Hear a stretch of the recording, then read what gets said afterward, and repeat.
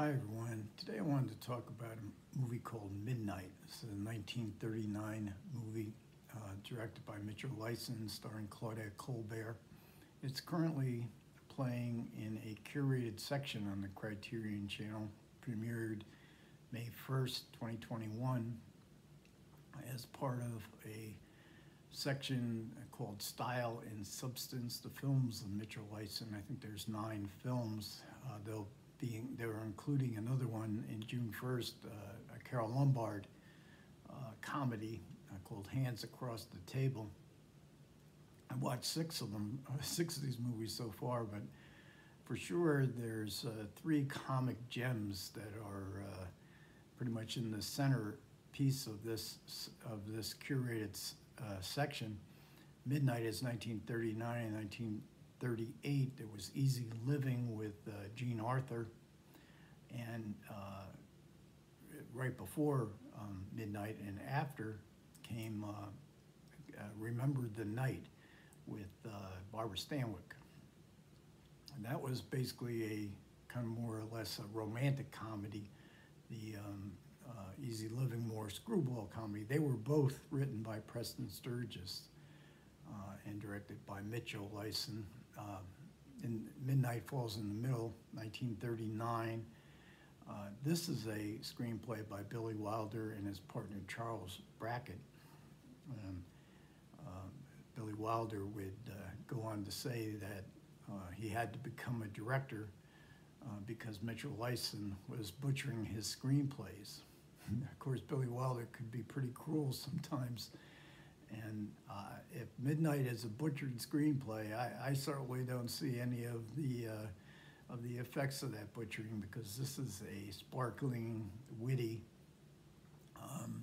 comedy full of Wilder's trademark dialogue.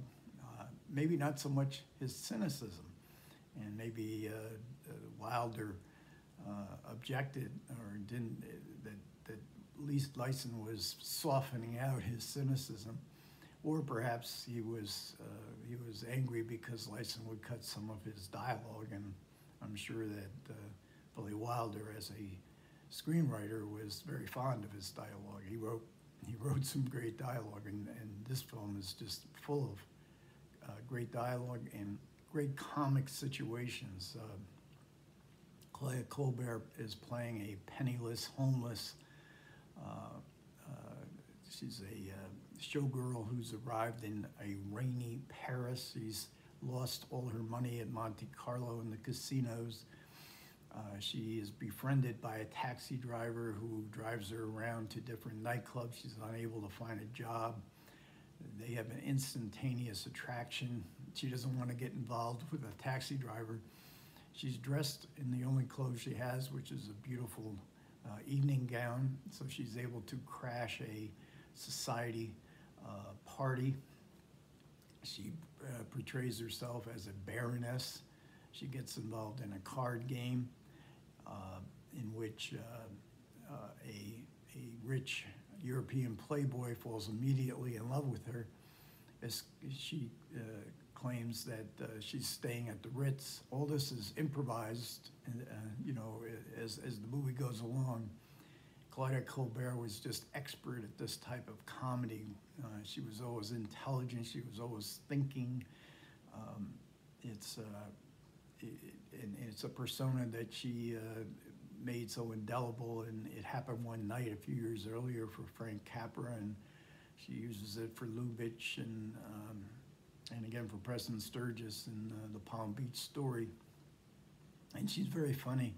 She tells this playboy that she's at the Ritz. He insists on going in with her to get her key at the front desk, and voila, she gives her name and there's a key for her, and she goes up to a palatial room at the Ritz. She wakes up in the morning, all this luggage arrives for her. Colbert is superb at these kind of moments, because she begins to think, maybe I really am a baroness. What has happened, of course, is the Cinderella story has begun. This playboy that's fallen instantaneously in love with her is the object of affection of Mary Astor, who is the wife of a millionaire who wants to get rid of this playboy. And so he invents, he brings this fictional character to life so that she, Claudette Colbert, will draw this playboy away from his wife. The millionaire is played by John Barrymore. One of his last roles, he looks very unhealthy in this movie, but when it's time for him to perform, he's right on it. In the comedy section, he's hilarious as imitating a baby on the telephone. Mary Astor is beautiful and sexy as the wife. And the cab driver, who also falls in love with Claudette Colbert, he's played by Don Amici. This is a year before he invented the telephone, and he got a beautiful mop of hair. When she disappears, he mobilizes all the cab drivers in Paris to search her down. He eventually finds her. He's up for all this improvisation as well, presents himself as the Baron. Lyson keeps a very soft, elegant, witty tone to all the. He really loves people. He has a sumptuous sense of art design. He was, in fact, an interior decorator for most of his friends in some of his later films where he didn't have the big budgets that he had in his heyday of the 1930s. And I think he was a lifelong Paramount director. And these films, these three comedies, were big hits. But sometimes he would even take his own things out of his own art collection to use as props on sets. So the movie looks outstanding.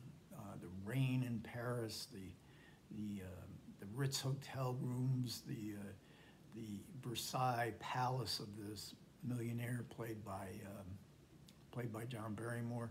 And there's lots of interesting stuff on the side. You always get there's Hedda Hopper as a society party animal.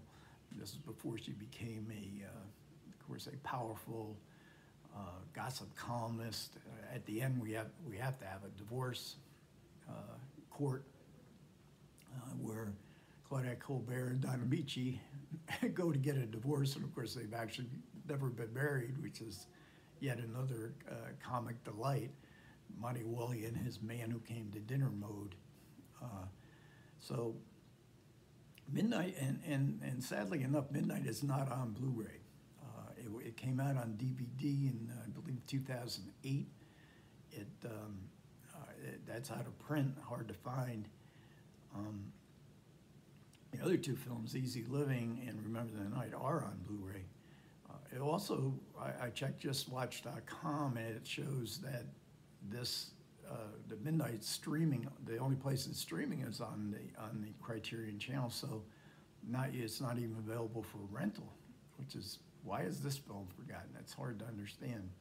Bringing a Baby, another great comedy in the 1930s, is soon to come out in a Criterion edition, and hopefully Midnight will follow, because it's really a terrific comedy, one of Mitchell Lyson's best movies,